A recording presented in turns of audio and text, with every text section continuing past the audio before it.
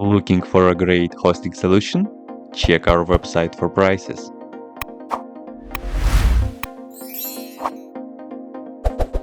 First, what you need to do is to update the server packages. You can do this by the following command.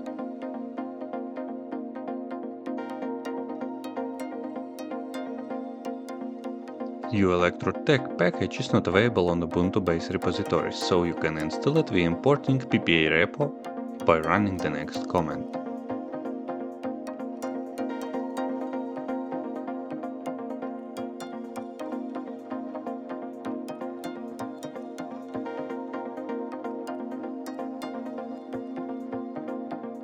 Next, run the following command to reflect on ppa. Then install qelectrotech by running the following command.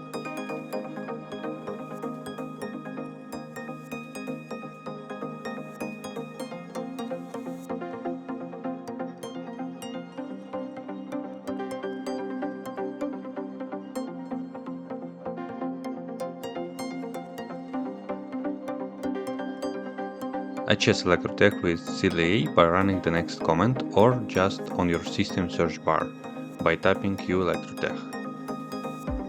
It will be launched as shown.